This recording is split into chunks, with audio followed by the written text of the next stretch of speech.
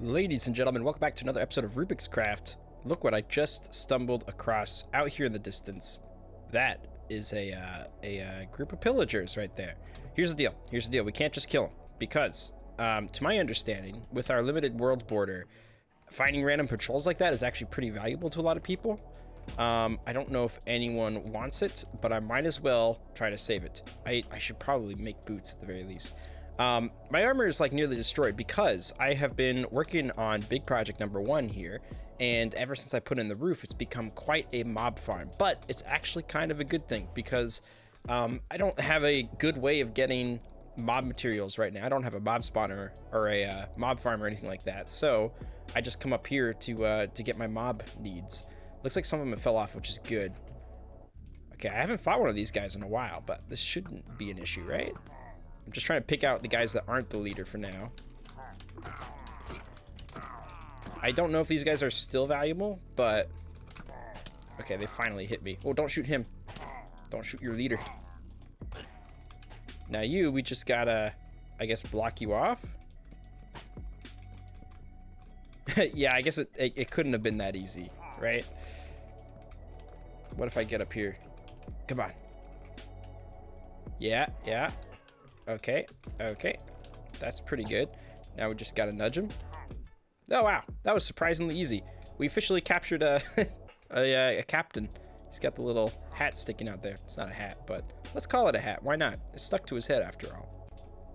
Well, I started polling in chat to see if anyone actually wants that thing, but it looks like there's pillager outposts inside the border now, so I'm not sure if it's really necessary keeping them, but I'll give it a little bit of time to see if anyone responds. As you can see, I've been growing a lot of jungle trees, acacia.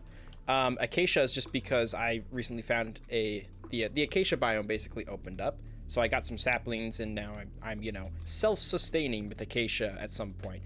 We've been harvesting bamboo as well, got a decent amount here. That I don't need to harvest as often, but I've been combining the bamboo with the string that I've been getting on top of the roof of my building over there to get more scaffolding. And even though this looks like a lot of scaffolding, it goes by pretty quickly. It's Benjamin. Cool. Nice. Yeah, so the reason I'm adding more scaffolding is because this is going to be a tower. It's going to be really, really large. And even though I'm only gonna be working on it one floor at a time, I still kind of like the idea of showing off its scale and its plans, and just the idea of like, this is a forever building build. The only stuff that I'm still like figuring out is if I should actually count these 1 2 3 4 5 6 7. The only things I'm figuring out is whether or not I want the scaffolding to go all the way to the ground, because it does obscure the look of the floor a little bit, but also I don't think it looks bad really. If anything, it gives like a little bit of detail to an otherwise pretty plain build, because for the most part this will be a pretty plain build on the actual floors. And there's a reason for that. That's because the purpose of what's inside the build. I have limited I limited what I can do with the actual design, which we'll again talk about that more probably later this episode. Maybe I'll finally reveal what's going on with it. But despite me constantly working on this project, which again, mob farm, now that it's night, maybe I can show it off. What's that? Oh, that's the guy trap. For some reason it looks like a oh, did he despawn? Oh, haha. Fun fact, I didn't know these guys actually despawned. That's pretty crazy. Yeah, this area, it turns into a mob farm every once in a while, which is actually kind of fun to get my wiggles out. I did die once because of it, but what was I saying? String is so valuable. I'll take it. Yeah, we'll go inside here at the end of the episode and check out what I've done on the inside and maybe explain what the plans are for this. Look at all this mob spotting. But yes, this is not our focus today, but I am happy with the progress that's been going on here, and I can't wait for this thing to come more in fruition. But let me explain what the main focus of today is. This pit is the focus, okay? Ooh, there's water there. This pit is the focus. This pit isn't just going to be any pit. It's a pit full of water that's soon going to be full of kelp. Hi, sir. How you doing? I've got like a lot of kelp here. This right here is not super efficient, but there's more down the river, and I've been using that to get my kelp to make dried kelp because I've been doing so much smelting. The life of a natural iron miner requires a lot of smelting goods, and coal simply is not easy to get in this version anymore, at least not convenient. It's easy, but not convenient. But dried kelp blocks, they do a pretty good job at smelting things, and every time I need iron or food or something like that, in fact, I'll take some of this now. Anytime I need that, I try to use the dried kelp blocks because they just get like a whole lot done. But getting a lot of kelp can be difficult, so we're gonna make an automatic kelp farm out of this pit. Another thing I want to quickly show is I have a mysterious barrel right here, and basically what I could do with this barrel is drop in my sortable goodies like so. And it's going to take some time to sort through all of that, of course. But if we head back down to our storage, which I started last episode or the episode before, as you can see, it's gotten a lot more progress done. I have a lot more blocks filled out here. All of these are functioning up until like here. There's like a gap, and then I've even got my woods slowly getting set up here. I want my woods close to the entrance because I figured I'd be accessing them a lot. But once we fill up all this stuff, then this thing will be fully functional for blocks. And of course, I would like to have the hoppers go all the way this way, mine out this section, and make that for like items and other droppable goods that we're going to need a lot more space for. So I got to be careful to not build underground this way too much. But yeah, I'm very excited to have as much of this sort as I do. I'm trying to not have giant like chest towers like I do currently up by spawn, so having this stuff sorted is going to be really nice. I even went and got some mushroom blocks. I plan on using brown mushroom blocks for some of my builds here. In fact, maybe let me pull out some now. Maybe I'll find a chance to use it for the kelp farm that I'm working on. But what's nice about the kelp farm is that because it's going to be kind of close to the storage system, we'll actually be able to funnel the kelp straight into our storage, probably underground. It'll take a lot of hoppers, but I think it'll be worth it to get that instant storage. And worst case scenario, if we can't get that worked out, then we can't get it worked out. But we already have a chest right here. It shouldn't be too difficult to link stuff at least to the hopper line that connects here, right? But yeah, this is all just getting sorted right now, which is pretty cool. Anyways, let's get the materials that I need to build this kelp farm. Book coin has gone up. It's now 15 diamonds per book coin. People who bought down here, if they sold now, they'd get a pretty penny back, that's for sure. What in the world is that? Is that a person? It looks like a person with sunglasses. That's crazy. I can't tell what it is with all the shade, but it looks like someone eating an ice cream cone. That's wild. So many cool shops have popped up around, and a lot sell really, really cool stuff. But this is what I'm here for. The 12 slime blocks for 2 diamonds. Not bad. I will... there's no ender chest. It's okay, I always have a backup. Okay, so this is what we got so far. The pit has been extended a little bit, and I'm doing something a little risky here because I did play around with the design in creative mode. I didn't look anything up or anything like that because I try to go into this stuff blind sometimes. Yeah, it was a smaller design that used only 7 blocks long. I'm extending it to 13 blocks long. It shouldn't be an issue, but it's anytime you deal with water and something more than 7 to 8 blocks, it gets a little bit tricky. But basically, we got a really simple concept going on. I think we're going to use maybe mud bricks right here. Right? And then we will go back to the mushroom stems up here. That one doesn't need to be there. That shouldn't be an issue. Yeah, the mud blocks, the compact mud blocks, basically are serving the same purpose that, or would normally serve the purpose that I'm using mushroom blocks for, but I think when it's underwater, I don't need it to look so much like the mud bricks. From a distance, it'll look fine. The other thing we're gonna need to do is actually put our observers, which I think, yeah, it does it that way. So we're gonna have to maybe get down here and just place these up here like so. And we're going to place our redstone holder blocks, which in my case is the stone brick, and put redstone repeaters on top that are fully extended. And this is what we got so far. What we're going to do is add some blocks to be powered by these repeaters right here. Actually, I'm doing this in the wrong order, aren't I? Redstone first, so that we can get to this a little bit easier, and then we're going to do the blocks like this. There is an issue right now, which is that if this block gets powered, which powers this redstone, it's not going to power all the way down there. Now, that might hurt efficiency a little bit, but maybe not a ton. I don't know if it's worth fixing or not, to be honest with you. Okay, after lots of redstone finagling later, it turns out that it's not actually an issue having it be this long for the redstone. So basically what we've got going on here, I guess it's time I actually explain how this thing works if it's not very self-explanatory already. But the kelp is going to start here on this mud. It's going to grow up, and it's going to grow up again, and it's going to grow up again. By the time it hits the 4th block, the observer is going to notice that it grows. And for demonstration, I'll just use this stone block.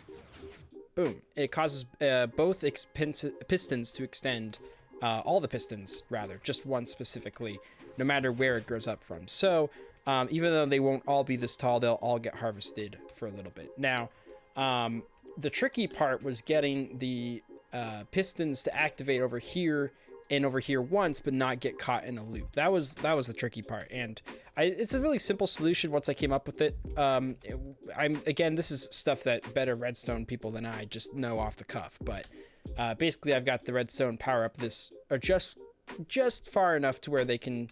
I don't even know how to explain this.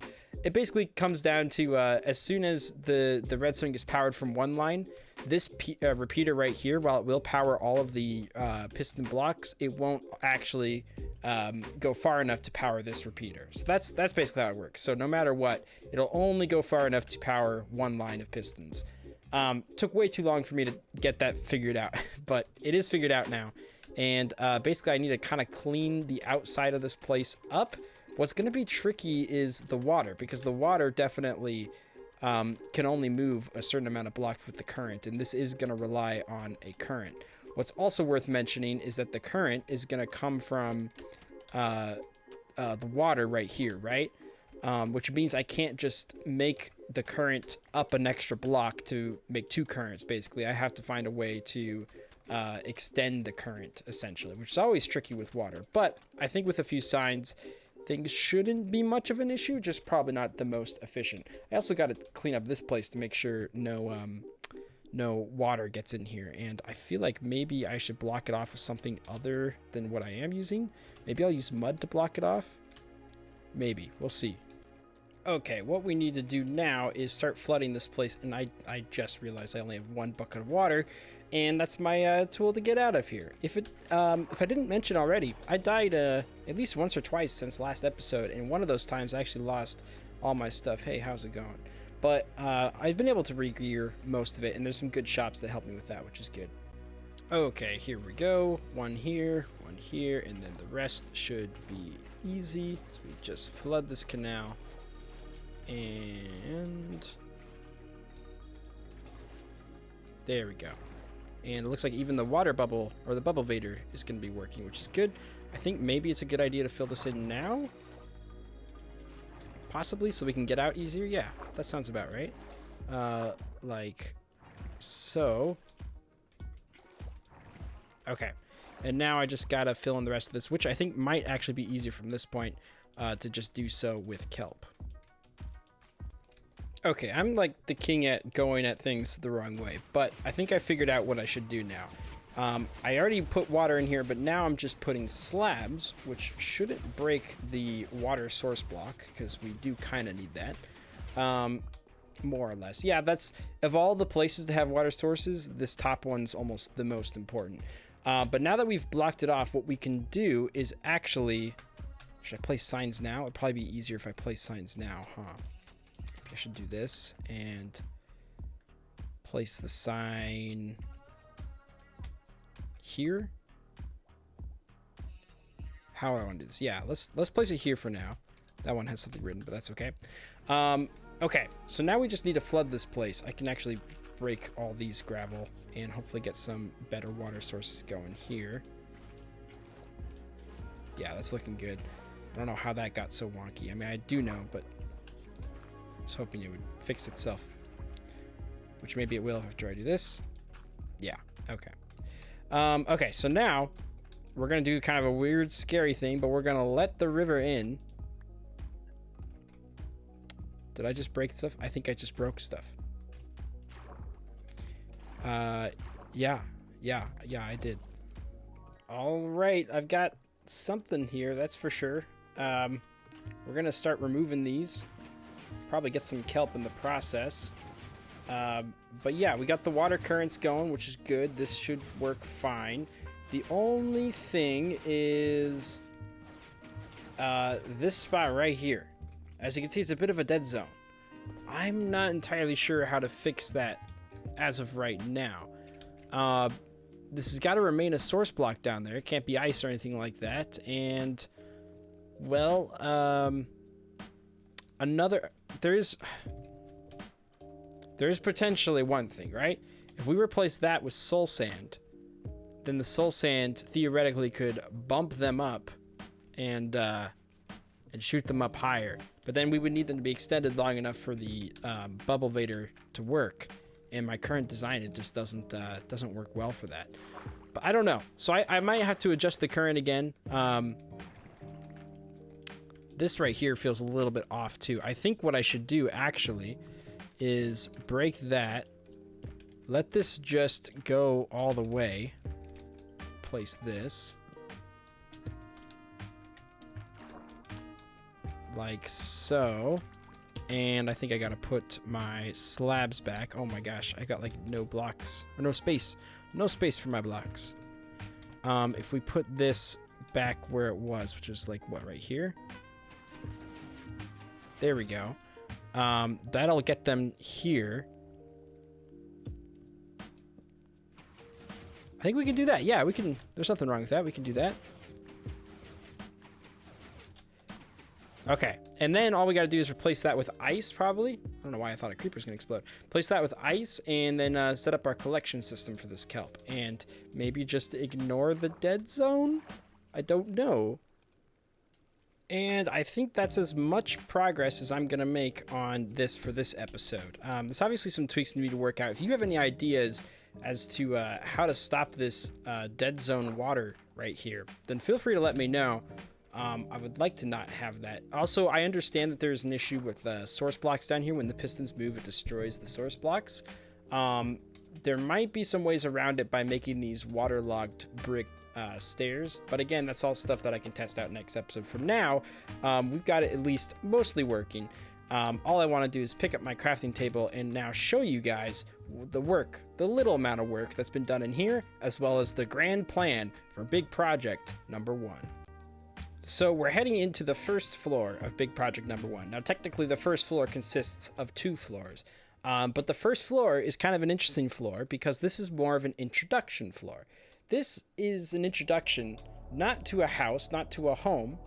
I mean, in a way, it's to a house. But this is an introduction to a puzzle house. Ooh. Yes, right. I'm making a massive, massive, massive puzzle house. I just realized I didn't use the right block there. Don't mind me. I think there's someone here. There we go. I'm making a massive, massive puzzle house, right? Where each floor is to be completed before you progress to the next floor. And it's going to have its own set of puzzles, its own set of items to be used. And I think ultimately it's a challenge against the clock, right? You're trying to beat the clock. Obviously, I don't have much set up in here yet. I just have kind of the looks of the first entrance that you're going to enter. I'm still debating how much of the puzzles themselves I actually want to show on camera, because I don't want to spoil it for the other Rubik's Craft members. Of course, they can not watch if they want, but also, I don't know. You never know if when the world download comes out, you guys might want to try this out as well, because it is going to be massive. I think it's going to be worth downloading however many years from now in order to experience it. But it's got a lot of stuff that needs to go into it. How you incorporate items and stuff like that, and all sorts of stuff. But let me at least explain what this entrance room is for, right? So the idea is you come in here. This is the welcoming room, right? And in here, this area, this is going to be where you keep track of your scores. So every time you complete a floor, you can place a sign saying, hey, I completed it in this amount of time. Because you are supposed to time it and, see how quickly you can do it. So this would be like for floor 1, this would be for floor 2, yada, yada, yada, and so forth. And then over here, which is currently blocked off because there's not much reason to have it yet because there's only 1 floor, but this is where the entranceways to future floors would be. So you don't have to rebeat floor 1 over and over again in order to get to floor 2, although I do think it'll be fun to have some kind of continuation where you could try to beat them in a row, but instead you're going to have entrances so you can get up to floor 2, floor 3. That'll shoot you up to the next floors. Each floor is also going to have a different color palette, so you can keep track of, you know, which floor you're on. Like this one, it's a pretty simple jungle wood and terracotta, just base terracotta floor. But as they go on, you can get different colors of wood and different colors of terracotta, hence why we have such sectioned off floors here as marked with the scaffolding. So you can imagine maybe there'd be a blue floor on top of that, a red floor on top of that, a yellow floor, or something like that, right? And it just goes on and on and on. That's why it's a massive project. That's why I need so much space, because I definitely don't want to be in a situation where I run out of space. So we have 2 floors worth of vertical space inside the first floor, and then the next one, you know, there'll be the same thing, 2 more, and this wide. And it's exciting. It's exciting. It's gonna take a lot of time. It's definitely a season-long project, but as soon as one floor is open, people will be able to try it. They don't have to wait for the whole thing to be done. In fact, this thing may never be done. Whenever it's done will probably just be determined by the season length. But yeah, that is the official plans for big project number 1. I got so many fun things in store. I can't wait to start incorporating the different puzzles I already have ideas for, as well as the different items. It should be a great time. So with that, thank you guys so much for watching. Next episode, I think I'm going to try to go on an end raid, because the end has opened up and I could use obviously some shulker boxes. My inventory has been a mess lately. And I could buy some, but I think it'd be more fun to do that together. It's always fun to do an end raid, you know? So look forward to that for hopefully next episode. And until then, I'll see you guys in the next one. So thank you. Take care. So long. Goodbye.